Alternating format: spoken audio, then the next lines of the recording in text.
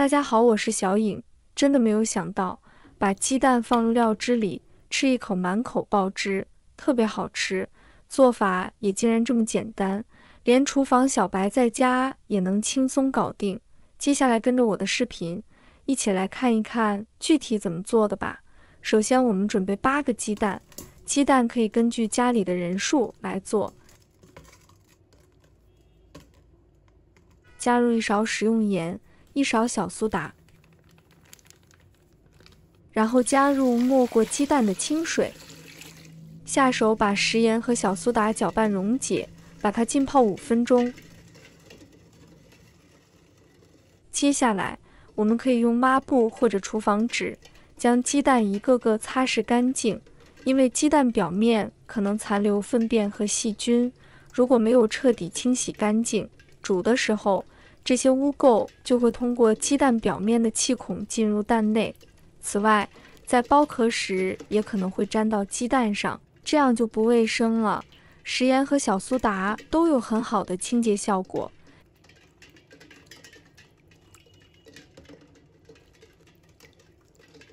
先用它们搓洗一遍，然后再用清水漂洗一遍，鸡蛋就会变得非常干净、洁白锃亮，可以放心使用。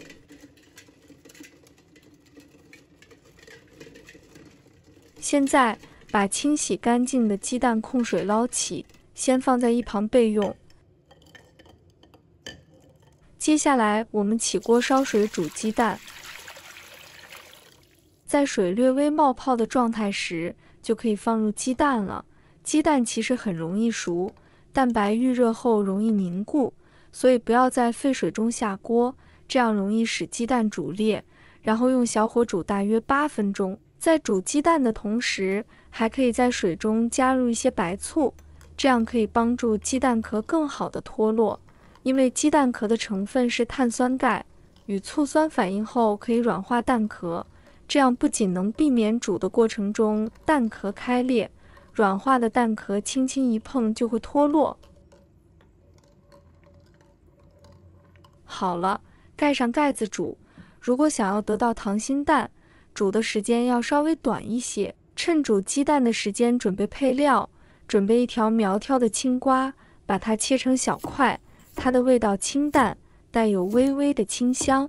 它的外皮非常脆，内部水分丰富，使其在咬下去时会发出清脆的声音，口感鲜脆。切好后，把它放入碗中备用。准备一个美丽的紫皮洋葱，把它切成小块，它的质地脆嫩，切开后能感受到清脆的口感，生吃时口感鲜爽，带有一定的甜味。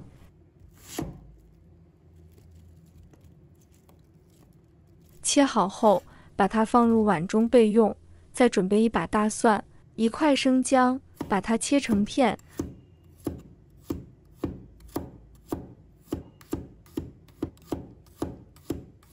把生姜也切成小片，把它放入碗中。再来准备点几根小米椒，把它切成小圈。切好后，把它放入碗中。再准备1把小葱，把它切成葱花。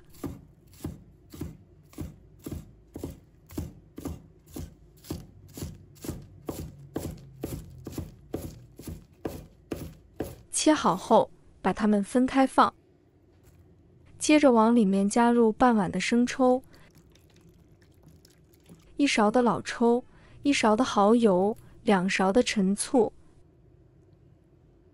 ，2勺白糖，1勺的香油，再加1把熟芝麻，倒入半碗的清水，用勺子将这些食材搅拌均匀，使调料充分融合。调出来的料汁非常美味，不够腌，什么食材都能变得很好吃。这时候我们的鸡蛋也煮好了，我们将鸡蛋控水捞出后，立即放入冷水中降温。等到不烫手后，就可以开始剥皮了。尽管使用了温水和醋煮蛋，但为了实现轻轻一碰即能脱壳的效果，我们再次运用热胀冷缩的原理，促使蛋壳与蛋清之间产生缝隙，这样在剥壳就会轻松许多了。看看剥壳的过程，非常简单吧？剥好的鸡蛋洁白光滑，看着就让人有想咬一口的冲动。剥好壳的鸡蛋，我们准备一把小刀，一只手握住鸡蛋，接着在鸡蛋的表面划上几刀，这样鸡蛋更容易入味。亲爱的朋友们，制作视频不易，小颖每天都会分享简单实用的家常菜。如果今天这个视频对你有所帮助，记得给小颖点个赞哦，或者留言转发一下，非常感谢大家的支持。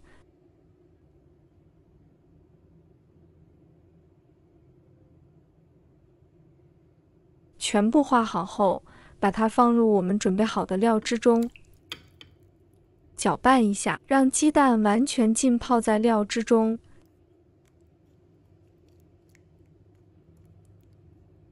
然后盖上保鲜膜，腌制1个小时左右，就可以开始享用啦。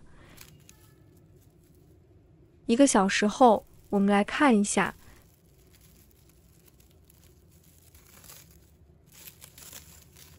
鸡蛋已经腌制得非常入味，表面也变上了色，看着让人很有食欲。如果时间充裕的话，还可以把鸡蛋放入冰箱腌制过夜，这样味道会更浓郁，更加美味。像我这样腌制出来的鸡蛋，一口气吃3个都不会觉得腻，口感有点像卤蛋，香辣可口，咬开后汁液四溅，而且里面的蛋黄也是溏心的，超级好吃。以后家里的水煮蛋都可以改成这样做，家里的大人和孩子都会争着吃。它的独特风味和无与伦比的口感，不仅简单易做，还能为你的餐桌增添一抹新意，是家人和朋友聚餐的绝佳选择。选择鸡蛋时，选择没有裂缝或破损的鸡蛋，破损的鸡蛋容易受到细菌污染。鸡蛋壳的颜色，白色或棕色与营养无关，主要根据个人偏好选择。